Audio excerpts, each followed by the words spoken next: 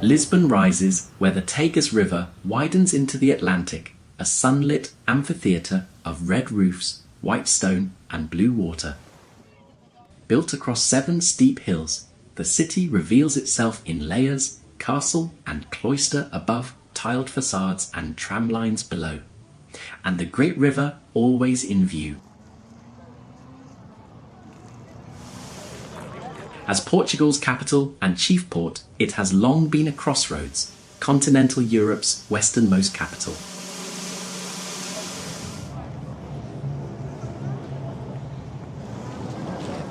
Its story turns on a single day, the 1755 earthquake followed by fire and flood, which levelled much of the lower town. From that catastrophe, Lisbon reinvented itself. Stroll those boulevards and you are walking a blueprint for modern urban planning born from ruin.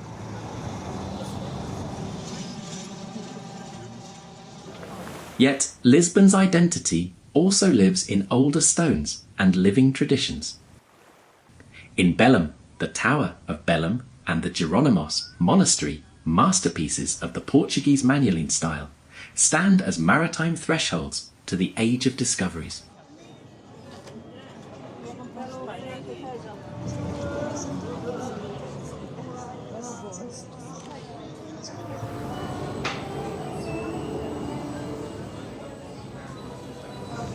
Across town, nightly fado, Portugal's soulful urban song, spills from intimate venues, a UNESCO recognised tradition where voice and guitar braid longing with memory.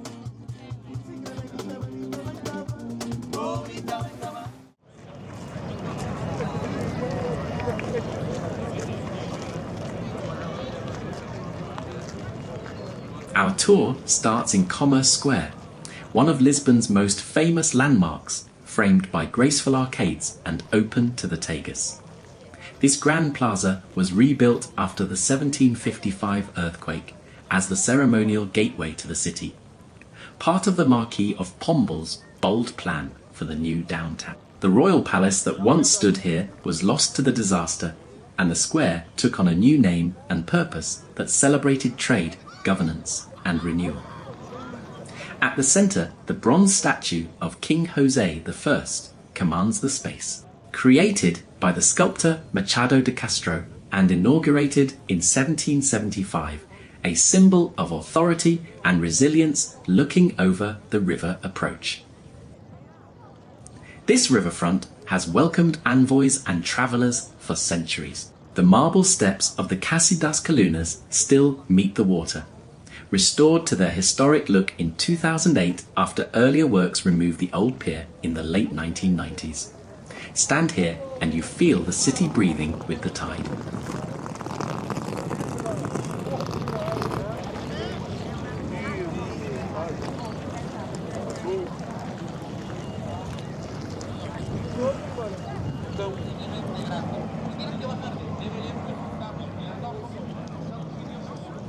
Commerce Square has also witnessed turning points in Portuguese history. On the 1st of February 1908, the regicide that ended the reign of King Carlos took place as the royal carriage entered the square, a moment that shook the nation and foreshadowed the fall of the monarchy 2 years later. Look north and the street, Augusta. Arch rises at the head of the square, a triumphal portal that commemorates Reconstruction. Since August 2013, you can climb to its terrace for one of the finest views in Lisbon, a true balcony over the river and the city grid.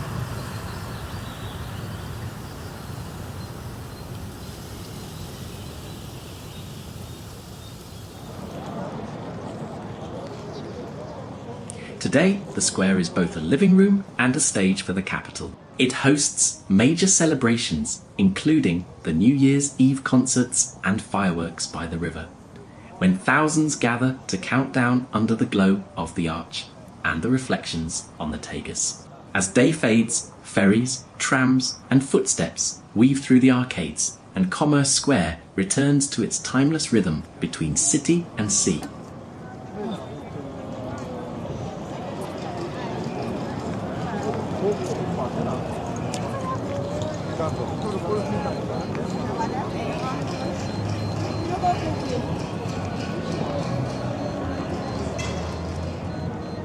Under the arcades, history continues to speak. The Lisbon Story Centre introduces visitors to the city's past with interactive exhibits.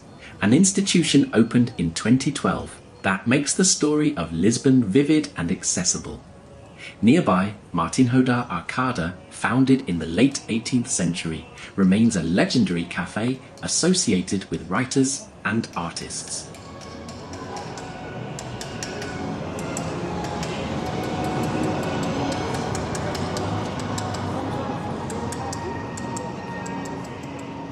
Our tour now flows into Augusta Street, the grand pedestrian spine of Beekse, paved in black and white mosaic and alive with music. This lively street links Rossio Square to Commerce Square and draws you down a corridor of light toward the river. Cafes spill onto the pavement, street performers gather small circles of applause, and the Augusta Street arch rises like a stage set at the far end.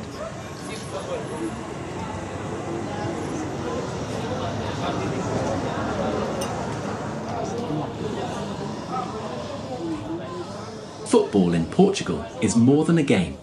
It is a shared language that fills cafes, squares, and living rooms from Lisbon to Madeira. At this stage, Cristiano Ronaldo stands as a national symbol. Ronaldo also holds the world record for goals in men's international football and is the most capped male player.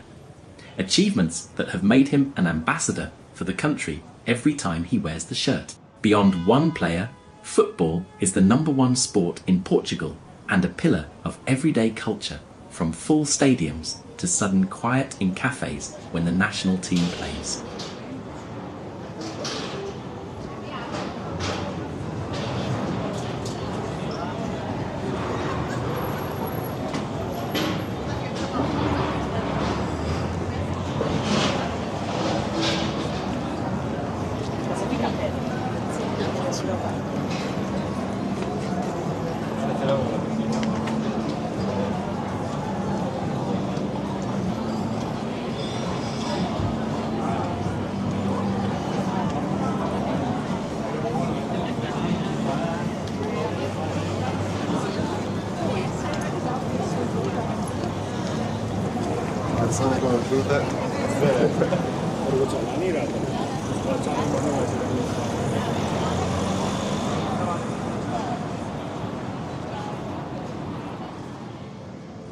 Augusta Street is first and foremost a place to stroll and browse. International brands sit beside long-standing local shops with beautiful vintage signs, while outdoor restaurants and pastry shops invite you to pause for a coffee and something sweet.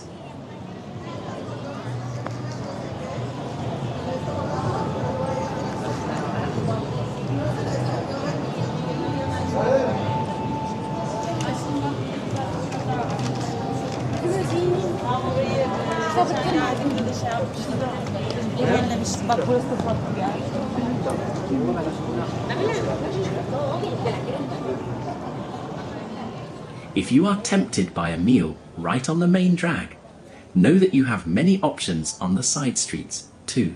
Slip into the lanes that branch toward Prata Street or Arrow Street, and you will often find quieter spots and traditional menus just a few steps away. Either way, the people watching is unbeatable and the setting is pure Lisbon.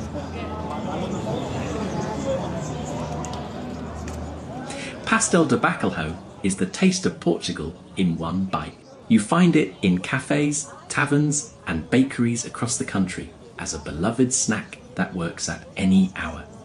There is also a modern chapter you can taste on Augusta Street. Casa Portuguesa do Pastel de Bacalhau stuffs the cod fritter with Serra Estrella cheese and often serves it with a glass of wine.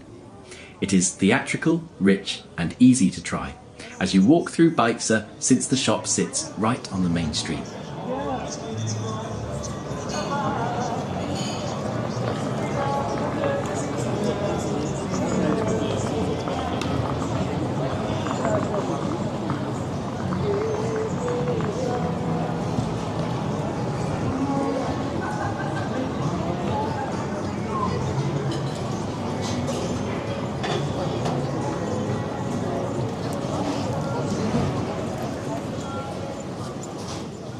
Since we are in pastry territory, this is the perfect moment to talk about the pastel de nata. These custard tarts trace their origin to the monks of the Geronimos Monastery in Belém, where a closely guarded recipe has been baked since 1837.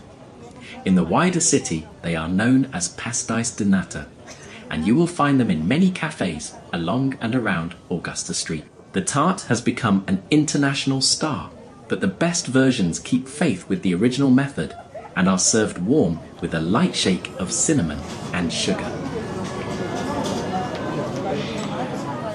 As our walk continues, let the details do the talking. The wave patterns underfoot, the sound of cups on saucers. Augusta Street is not only a shopping street, it is a parade of Lisbon life from morning to late evening. A place where the city introduces itself to the world and to its own people, every single day.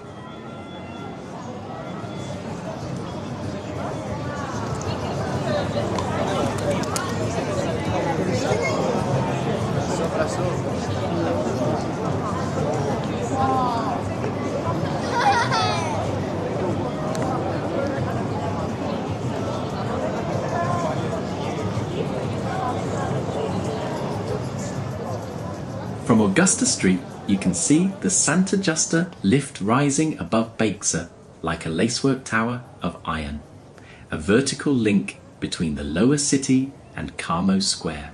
Opened to the public on the 10th of July 1902 and designed by Portuguese engineer Raul Mesnier de Ponsard.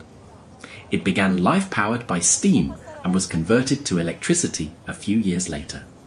Its neo-Gothic structure stands about 45 metres high, and it quickly became both a transport and a landmark for Lisbon. Today, it remains part of the city transport network and a national monument, a working museum of the age of iron and steam that still carries people between levels of the city. From Augusta Street, let your eye follow its filigree all the way up, and you will feel how Lisbon rises from river to hill in a single elegant line.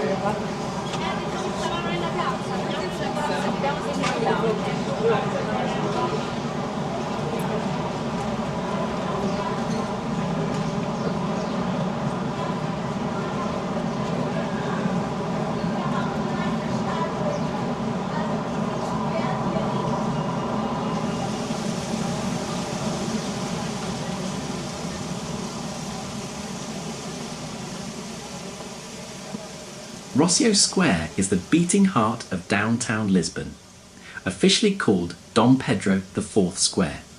It has been a gathering place since the Middle Ages, and today it anchors the Pombaline grid with a constant flow of locals and visitors. The black and white wave pattern underfoot, first laid here in 1848, seems to ripple like the Tagus and has been copied across Portugal as well as in Rio de Janeiro and Macau. Look around and you see why Rossio feels like the centre of the city. Baroque-style fountains brought in the late 19th century cool the air with spray. Cafes line the edges, and classic addresses, like Café Nicola, speak to centuries of conversation under Rossio's light. A few steps away, the Neo-Manueline Rossio train station welcomes travellers into the district, tying rail to the life of the square.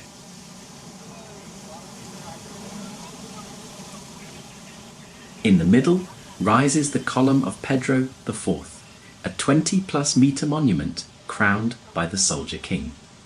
At the base, allegorical figures represent justice, courage, temperance, and wisdom. There is a persistent tale that the statue was originally meant for Emperor Maximilian of Mexico, but historians point to Portuguese symbols on the figure to confirm that it was created for Pedro IV and for this square. At the north end stands the National Theatre Dona Maria II, built in the 1840s on the site of the old Estos Palace and later a seat of the Inquisition. For a taste of local tradition, slip to the small Lago de São Domingos by the square and try a shot of Ginginha at a Ginginha, a historic counter serving sour cherry liquor since 1840. Moments like this explain Rossio's importance. It is a transport hub, a stage, a living room, and Lisbon in a single frame.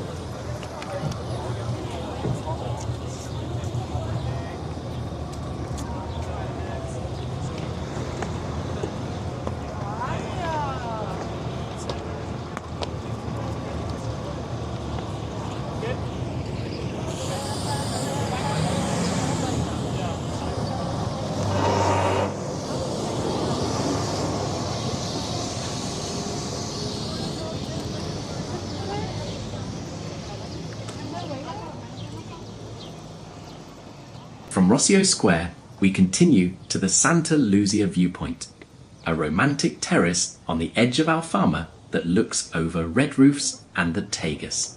The viewpoint sits beside the small church of Santa Luzia, and it feels like a balcony between city and river, where vines climb a graceful pergola and the tiles glow in the light. From here, you can pick out the National Pantheon, São Miguel, and Santo Estevão, with ferries and cruise ships sliding across the water below.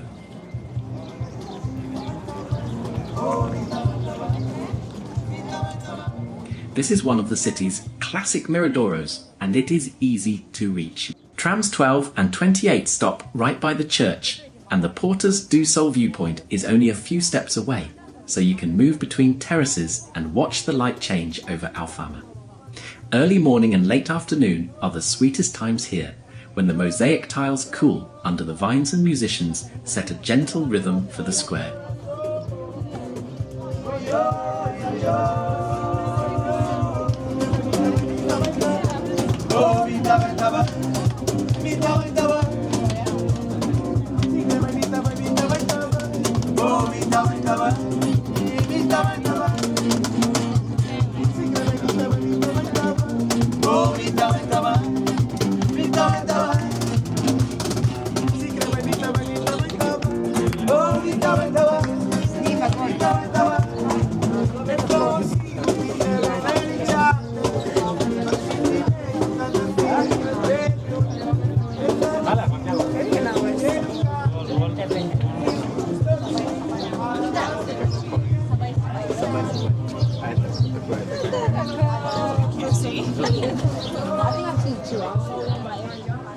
Pause by the balustrade and let your eye travel from domes to river. You are standing inside Lisbon's memory and it's present at once. The panels remind you of what the city has lived through, while the living neighbourhood below reminds you that Alfama is still a village of washing lines, church bells and cafe chatter. Santa Luzia is more than a viewpoint.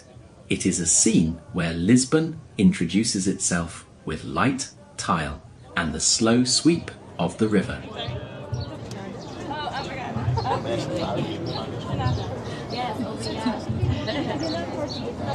We're learning, so little. It's like a process. Yeah. But I have some of my favorite words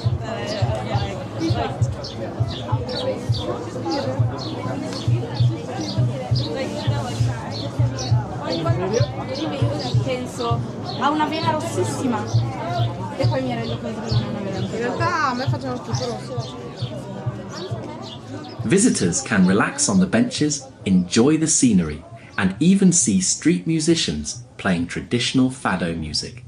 It is located near the Santa Luzia Church and is a great spot to visit for a romantic outing or for photography, especially during the golden hour at sunset.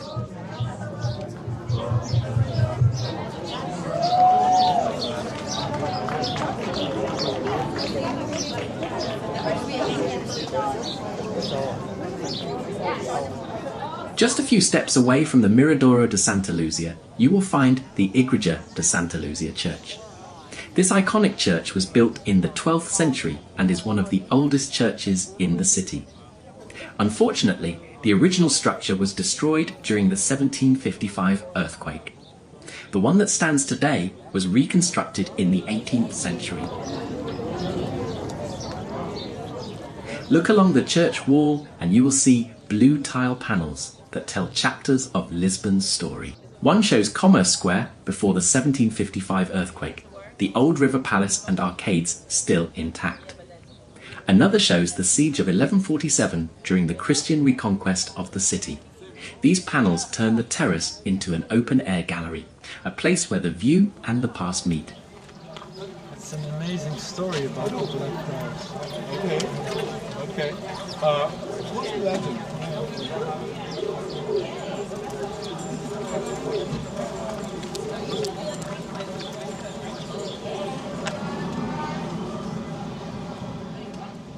From the Santa Luzia viewpoint, it is only a short walk to Portas do Sol, where the city unfolds from rooftops to river. Located in the historic Alfama neighbourhood, Largo das Portas do Sol is one of the most famous squares in the Alfama neighbourhood. It is here that you will find the Miradoro das Portas do Sol, one of the most beautiful spots to watch the sunrise. Coming from the narrow streets of Alfama, you arrive here and find a very wide space, bordered by houses on one side and a gigantic balcony overlooking the Tagus River and the Alfama neighbourhood on the other. Try Portuguese, only local. I don't go touristy places, okay? Local, so it's cheap, right?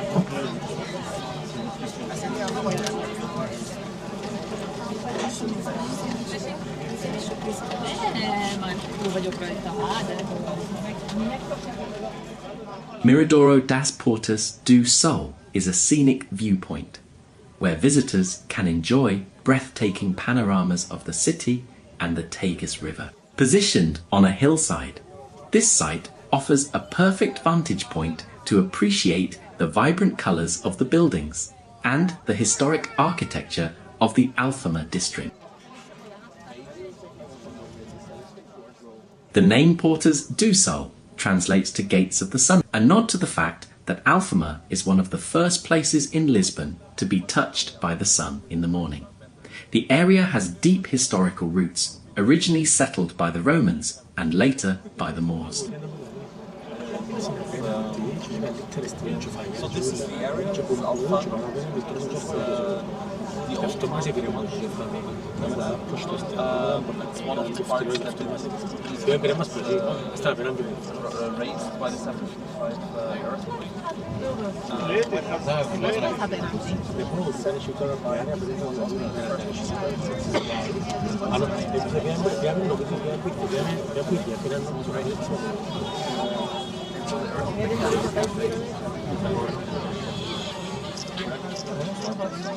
This terrace is one of Lisbon's signature viewpoints, and it frames two icons on the skyline: the monastery of São Vicente de Fora and the white dome of the National Pantheon.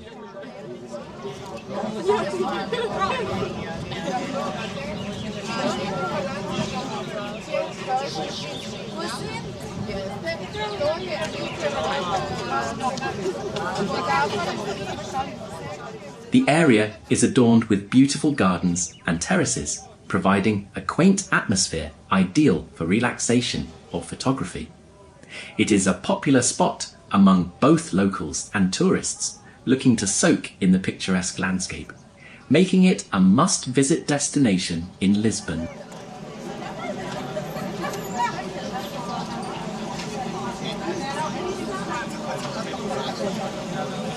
Would you like to drink?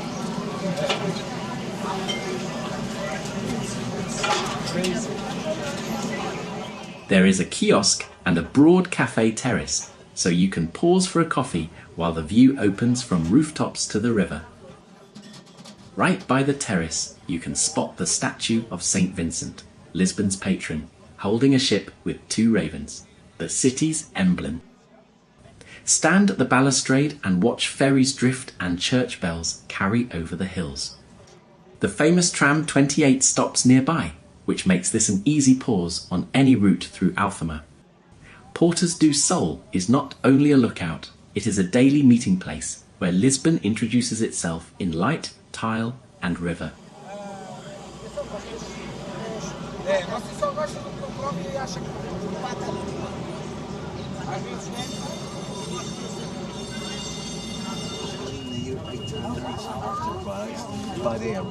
Our next stop is the Miradouro da Senhora do Monte, high above the rooftops in the Graça district.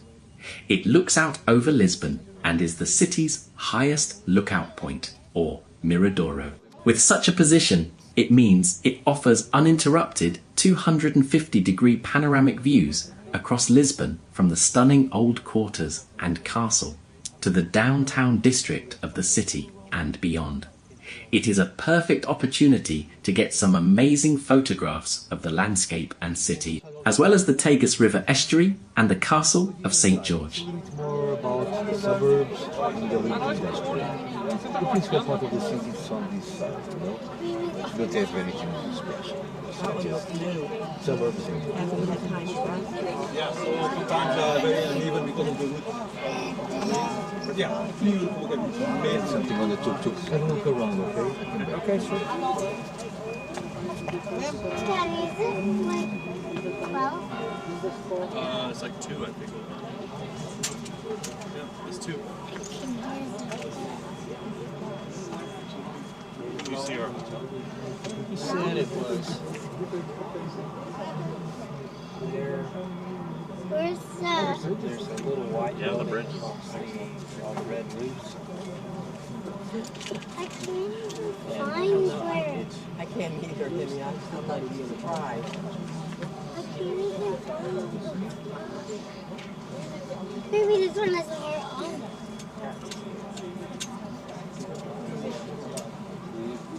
This from the ones that don't have like black. Find the ones that don't have. Find the ones that don't have. The viewpoint sits in the churchyard of the small chapel of Senhora do Monte. The earlier sanctuary was almost destroyed in the great earthquake of 1755, and the present chapel rose at the end of the 18th century. In front of it stands a glass-encased image of the Virgin that lends the place its name, while inside the chapel there is a traditional childbirth chair linked by legend to St. Jens, a bishop martyred in Roman times. These touches give the lookout a quiet sense of devotion alongside the view. Stand by the rail and look for the blue and white tile panel that labels the landmarks. It helps you map the city from the castle to the northern hills.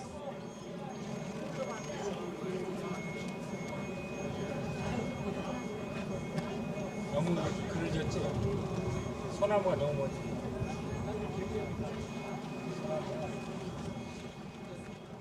Locals know this spot for calm mornings and for sunsets when the sky warms over the river. Many visitors come later in the day, so if you want the terrace with just birdsong and the sound of the city below, arrive early. Getting here is part of the experience. The famous tram 28 stops on Grasser Street, and from there it is a short walk up the slope to the terrace. You can also connect it with nearby viewpoints like Grasser and the Garden of Cirque de Grasser.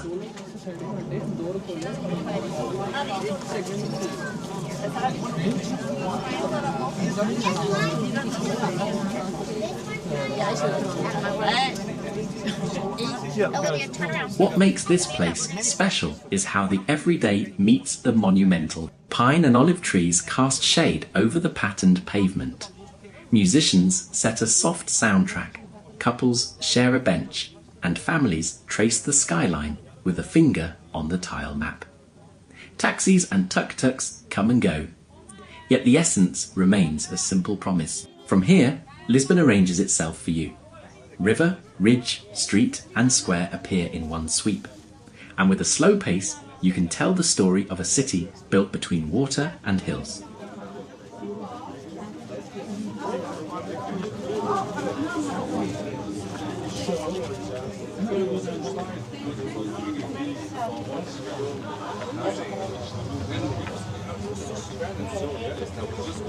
And there was this guy with a guitar.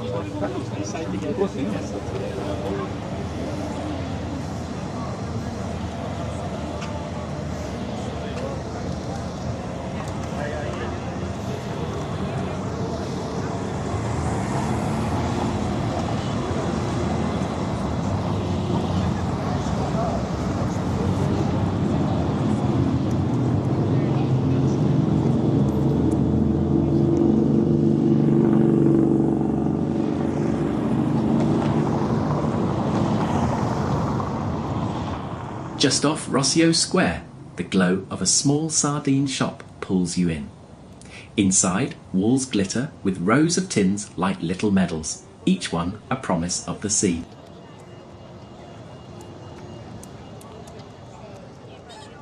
Lisbon loves sardines, and during the June St. Anthony festivities, the streets fill with charcoal smoke as people eat grilled sardines on slices of bread with their hands. You can buy canned sardines all year round in small shops and old family stores, so you can taste the coast in any season.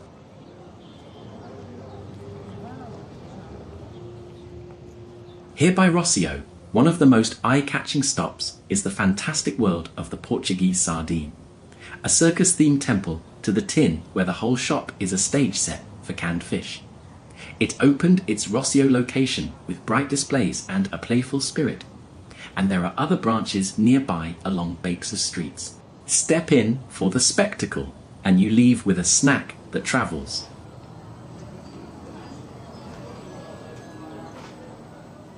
Fish is part of Lisbon's identity and a perfect edible souvenir. A tin keeps its flavour, fits in a suitcase, and carries home a real piece of local life. Buying them supports coastal canneries and preserves a tradition that links fishing towns to the capital.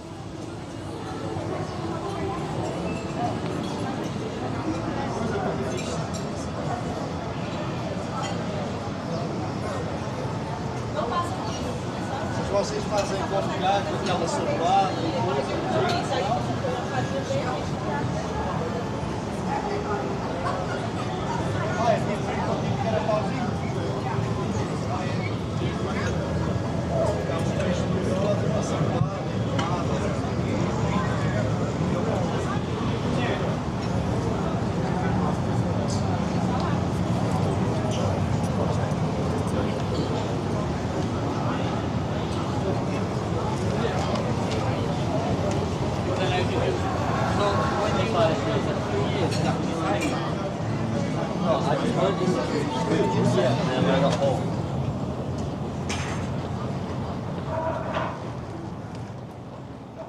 As we climb the Duke's stairway, the stairs open like a ribbon between rooftops, and each landing reveals another small restaurant or bar with a view back toward Rossio Square. This staircase links the lower city to the Berro Alto, and it is lined with terraces where menus promise grilled fish, cod dishes, and late-night snacks.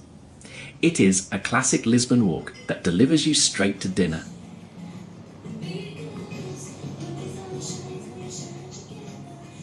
Lisbon eats with the sea close by and tradition at the table. Start with snacks, the local style of small plates, clams bolo patu style, in garlic, olive oil and herbs, are a Lisbon original. Arroz de mariscos, seafood rice, brings shellfish to a rich rice stew, perfect to share. Caldo verde green soup is a simple soup of potatoes and shredded greens that appears from humble taverns to white linen rooms. These are the flavours that made the city famous for honest cooking with great ingredients.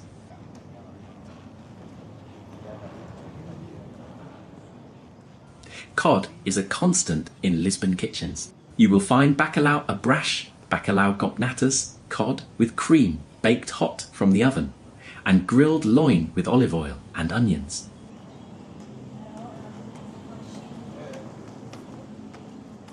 For something fast between steps, look for a bifana pork sandwich or a prigo no-pau steak sandwich. Guides still point visitors to these classics because they are the city in a bite.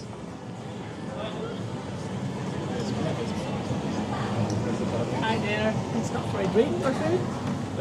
Hey.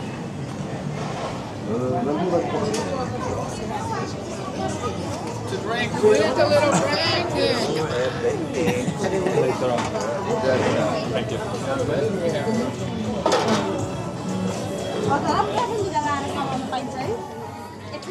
Sardines are a symbol of summer in Lisbon. In June, the St. Anthony festivities fill the old neighbourhoods with charcoal smoke and skewers of fresh sardines, while the rest of the year canned sardines keep the flavour of the coast on every shelf. Sweet things matter here too. The pastel de nata custard tart traces its story to the monks of Belém, Bethlehem. The original pastéis de Belém bakery has been baking since 1837 using a guarded recipe, while cafes across the city serve their own versions, sprinkled with cinnamon. A stop for a warm tart makes a fine end to a stairway meal. Near Rossio raise a small cup of ginginia, sour cherry liquor poured since the 19th century at a tiny bar by St. Dominic.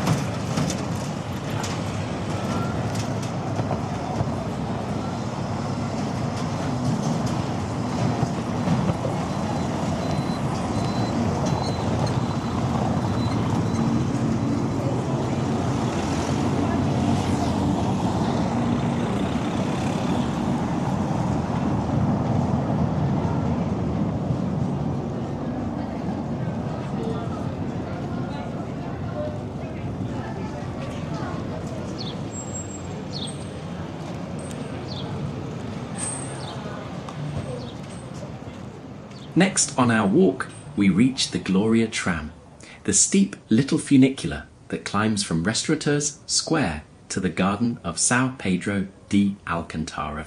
Lisbon is a city of hills, and this line was built to link the downtown grid to the nightlife and viewpoints of Berro Alto without the long climb on foot. In just a couple of minutes, it carries you up the Calçada Doria, trading the bustle of Baixa for a balcony over the city.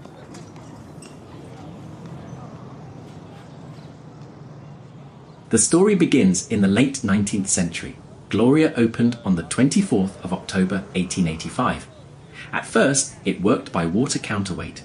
Then, in 1886, a steam system took over. And in 1915, the line was electrified. 2 cars run in parallel, tied to the same haulage cable so that one helps pull the other.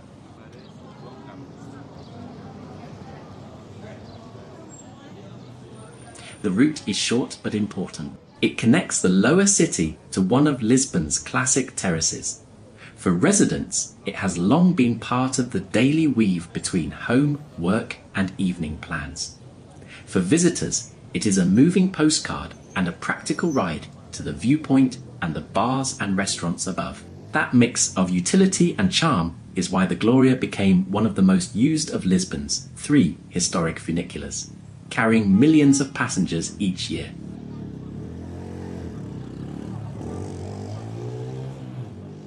The line and its urban setting are classified as a national monument under a decree of the 19th of February 2002.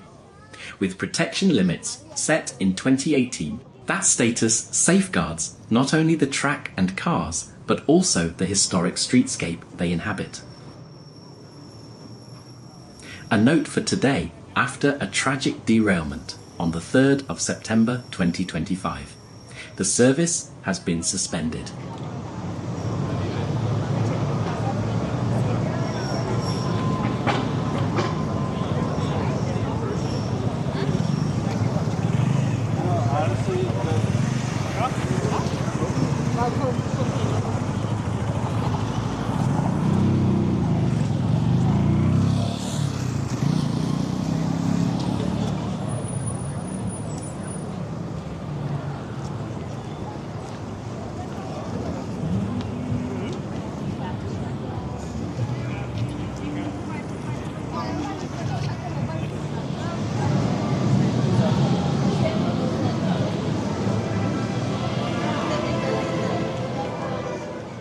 As we arrive at the terrace above the Gloria line, small kiosks and occasional pop-up stalls set out snacks and cold drinks.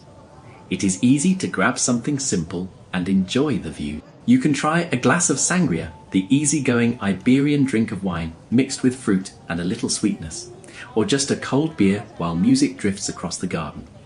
The kiosks here are known for casual bites and drinks like coffee, beer and sangria, which makes the viewpoint feel like an open-air lounge above the city.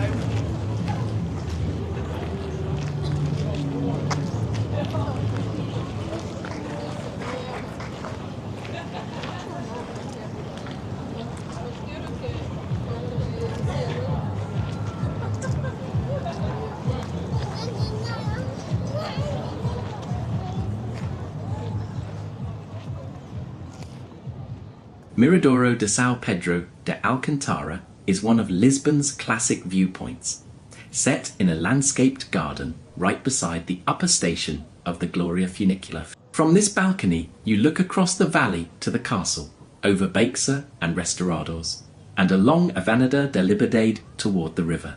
It is a scene that works by day and by night, with sunsets that paint the city in gold before the lights come on below.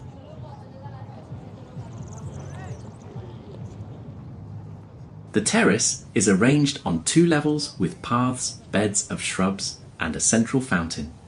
Kiosk cafes give it a relaxed rhythm, so people linger on benches or stand at the rail with a drink. It feels like a garden and a viewpoint at once, which is why locals bring friends here when they want to show the whole city in a single frame.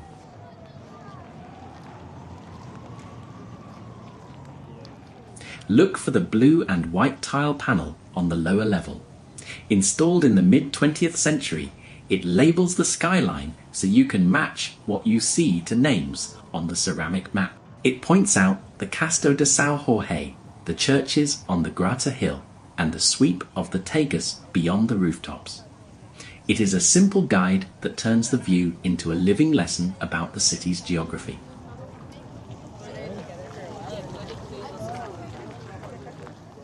The setting matters as much as the view. The garden, also known as Jardim Antonio Noba, sits at the edge of Bairro Alto, where quiet mornings give way to lively evenings.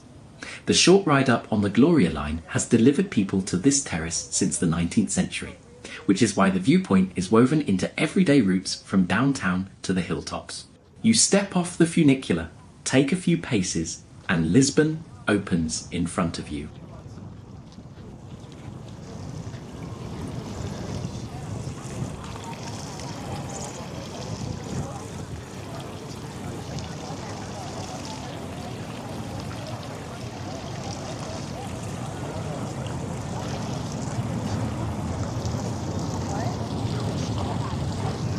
That's right, you kept talking about it.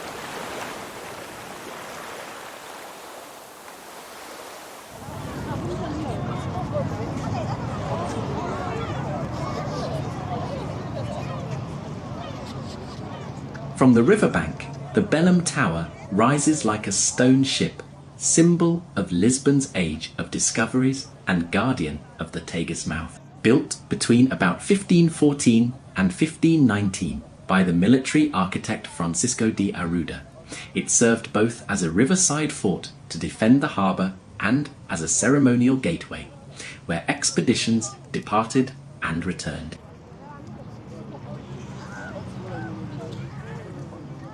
Its sculpted ropes, armillary spheres, and crosses of the Order of Christ mark it as a Manueline masterpiece, while the delicate balconies and ribbed watchtowers show a clear Moorish influence. Look closely at the bastion, and you will spot a small carved rhinoceros, a nod to the exotic gifts and stories that travelled with the fleets in this era.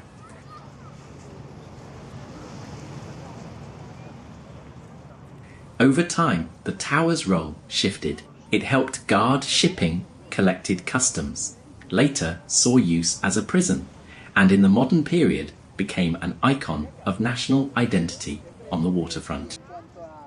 Together with the nearby Geronimos Monastery, it is a UNESCO World Heritage Site, a reminder that Lisbon once stood at the threshold of the known world and still greets the river like a royal door to the city.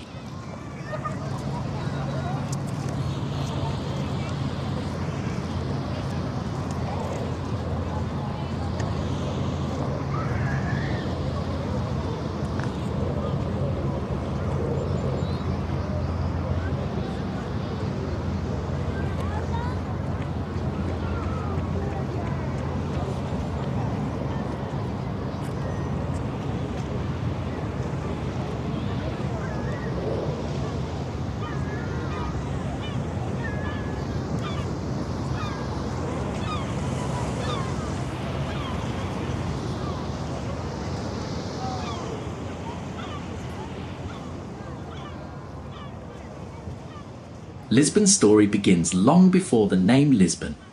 On this river bend, where the Tagus opens to the Atlantic, Phoenician traders established an early outpost that later grew into the Roman city of Felicitas Julia Olisipo. Under Rome, the port thrived on exports like garum and the network of roads and villas that tied the estuary to the empire.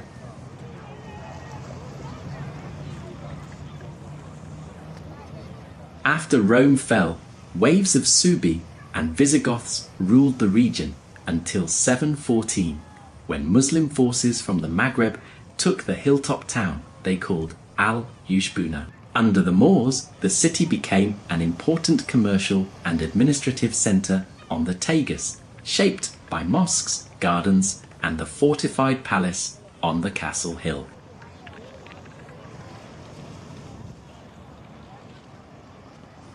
The turning point came in 1147. During the Second Crusade, a fleet of northern crusaders driven by the weather into Porto met Afonso Henriques, the first king of Portugal. They agreed to join his siege of Lisbon. After months of battle, the walls fell and Christian rule returned.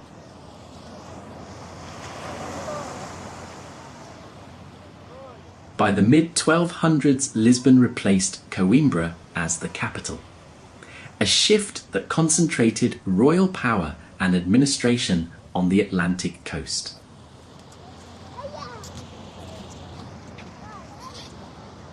In the 15th and 16th centuries, the Age of Discoveries transformed Lisbon into a global entrepot. Ships pushed down the African coast and around the Cape toward India, while others crossed the Atlantic to Brazil. The riverfront at Belém became the stage for departures and returns, and the wealth of the spice trade funded monuments that still define the skyline.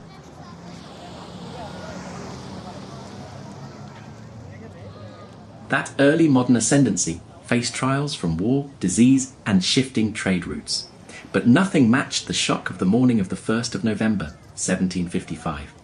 On All Saints' Day, a violent earthquake struck, followed by fire and a tsunami that devastated the lower city.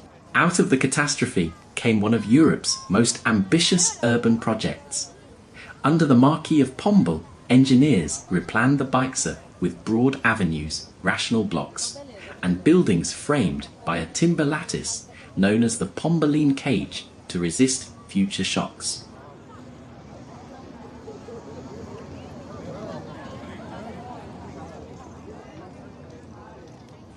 The 19th century brought revolution and civil war between absolutists and liberals. The liberal wars ended in 1834 when the Miguelite cause collapsed.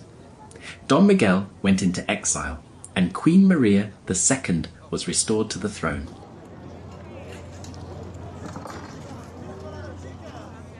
On the 5th of October 1910, the monarchy was overthrown and the First Republic was proclaimed from Lisbon's City Hall.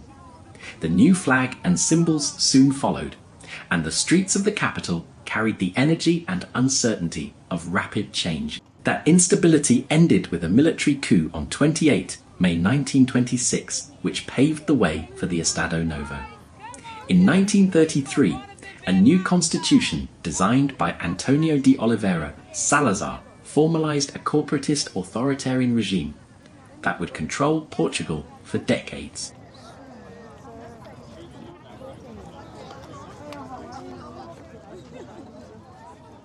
During the Second World War, Portugal remained neutral, and Lisbon became a crossroads of spies, refugees and exiles.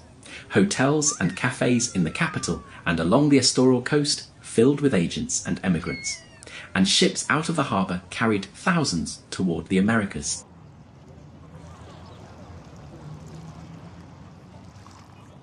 On the 25th of April 1974, soldiers of the Armed Forces Movement launched the coup that ended the dictatorship. Civilians poured into the streets and placed carnations in the barrels of rifles, giving the revolution its name. Within hours, the regime fell and Portugal began its transition to democracy and the end of its colonial wars.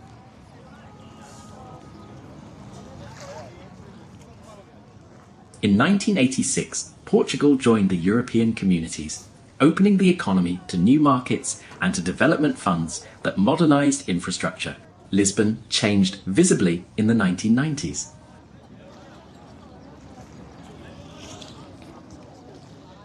In the 21st century, Lisbon also became a stage for technology and culture. The Web Summit moved from Dublin to Lisbon in 2016 and has remained a yearly fixture that draws startups, investors and media to the riverside venues.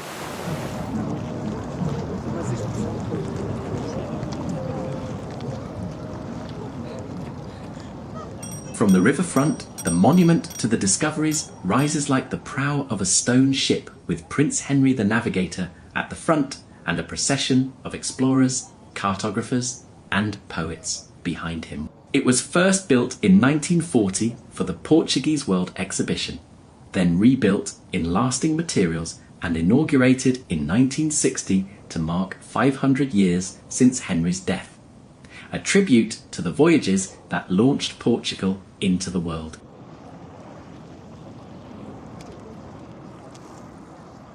Set in Belém, where fleets once departed, it symbolises the age of discoveries and Lisbon's role as a gateway to distant seas. At the foot of the monument, a vast compass, rose and a world map show the routes of those journeys, a mosaic gifted by South Africa that turns the plaza into a chart you can walk across. Inside, exhibitions and a rooftop lookout complete the story with views over the Tagus and the monastery and tower nearby.